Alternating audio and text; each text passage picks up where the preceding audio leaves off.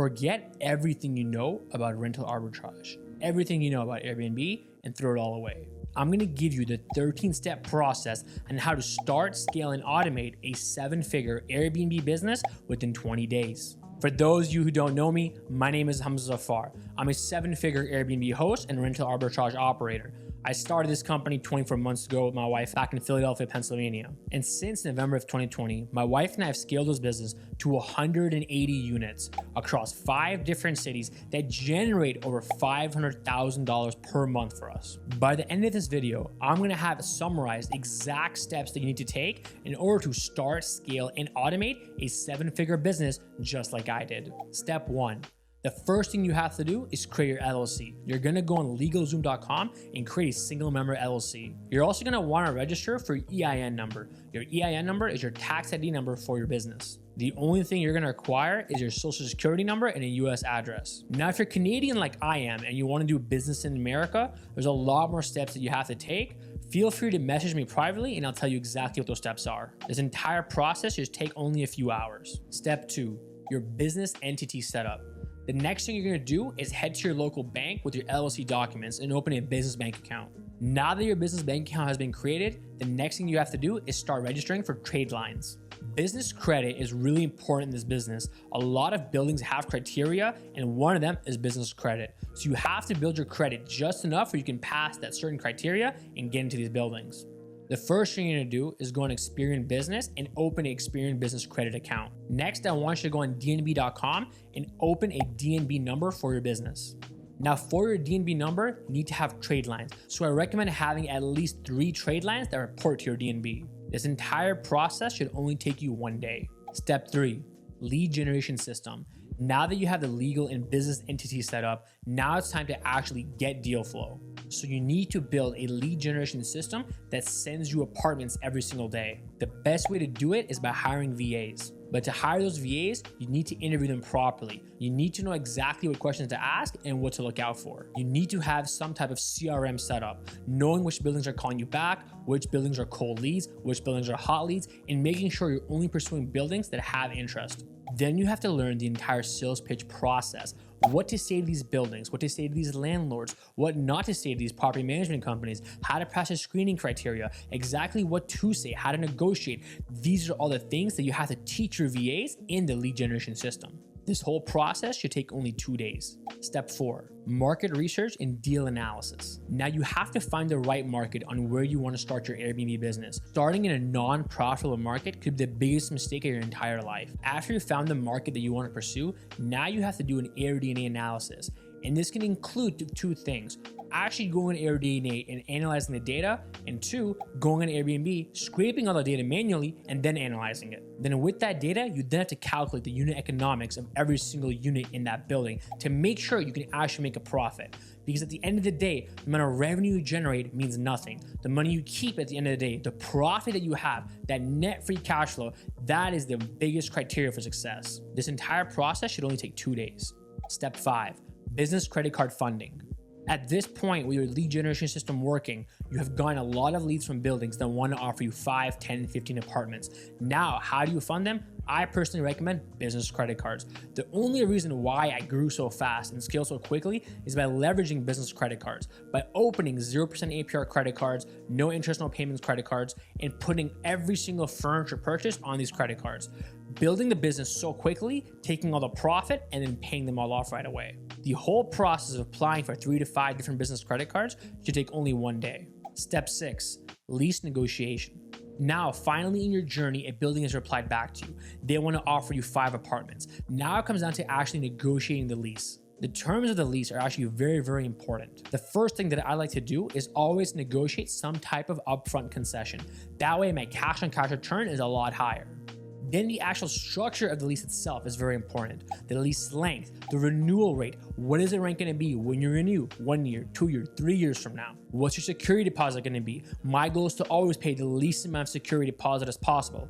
Are you paying a last month's rent? I have never paid a last month's rent in my entire life. All of these negotiations, you have to make sure you are very strategic in how you're presenting the offer. Now, this process is pretty lengthy. It can take anywhere from 1 day to 20 days. I've had leases being signed, sent out within 24 hours, and some leases have taken an entire month of negotiations. So for argument's sake, we're going to say this process takes about 3 days. Step 7, furniture build out and property setup. Now, when it comes time to actually furnishing the apartments, you want to take my furniture sheet and enter the exact number of units you're furnishing. It will then give you an exact detailed breakdown of how much it's going to cost, the exact furniture items you need to order, the exact amenities you need to order, the total cost including labor, and start budgeting for the entire project. Then you have to figure out all the logistical challenges. If there's a building that's an open garden community style, are you going to have all the packages delivered outside to the building or inside the unit? Who's going to be there to receive packages? Who's going to be there to sign off on packages?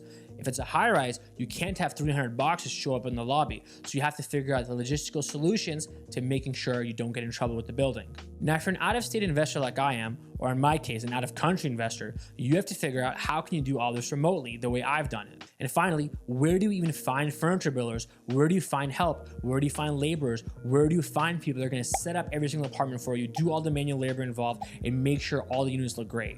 Furnishing 5 apartments should only take you a maximum of 3 days. Step 8, HDR Photography. All your units are now set up, everything looks great, now it's time to call a photographer. The photographer is going to come in, take pictures of all your properties, make sure everything's staged, and that's it. You are now done furnishing this property. This entire process should only take 1 day. Step 9, creating the ultimate listing. Not every listing is created equal. You have to create the best, most ultimate listing possible. You have to make sure you have the best copywriting for your description, the best title, the best hero photo, the best pictures. Even the order of the photos themselves in your listing matters. Then your cancellation policy, your house rules, all of these things are detrimental in your listing to make sure you're keeping out unwanted guests. This entire process should only take 1 day. Step 10, setting up the automations and softwares. You need to figure out which channel manager to use.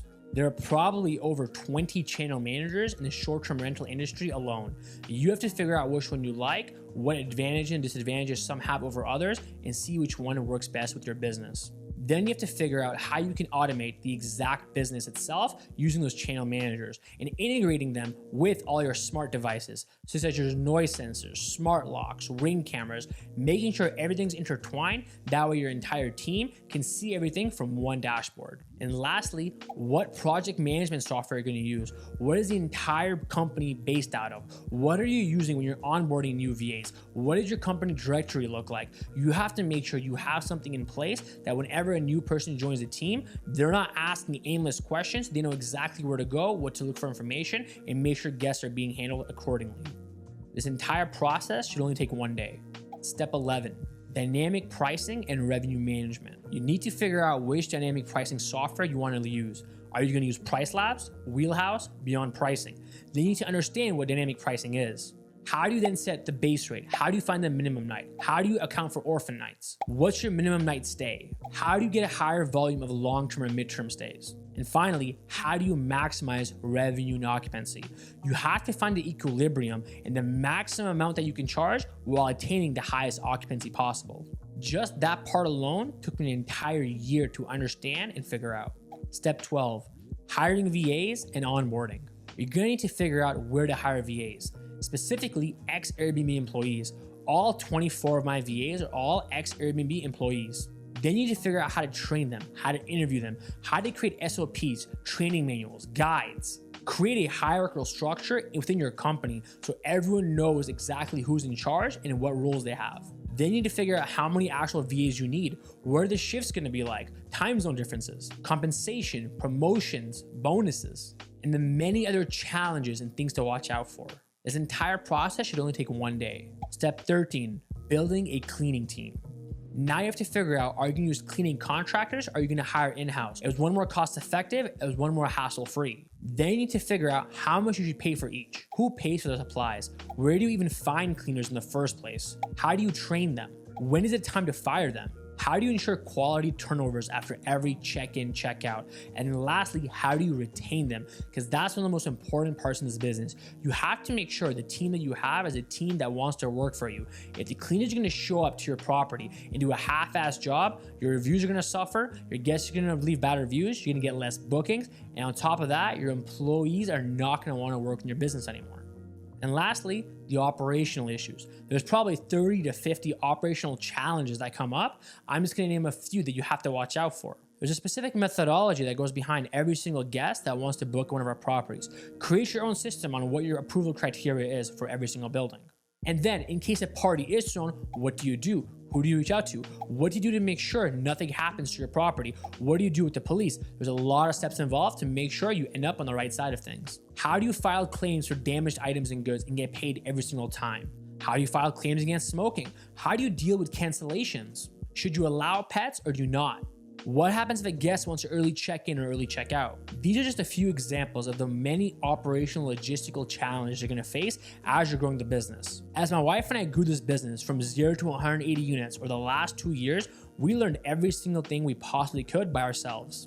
Made every mistake possible, lost thousands of dollars from all the mistakes, and then learned. These 13 steps I literally broke down for you as simple as possible. Literally within 20 days, you can start and scale a 7-figure Airbnb business just by following all the steps in this video.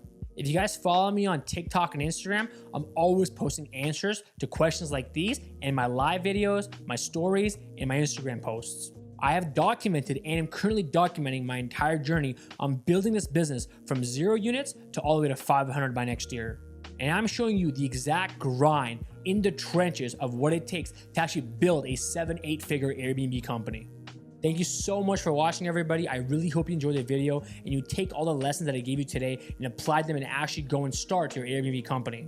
I know it seems daunting at first, but trust me, you and I are no different. I started with 1 house 2 years ago and have scaled all the way now to 180 units, making $500K a month, living the life of my dreams just by working hard every single day and grinding nonstop.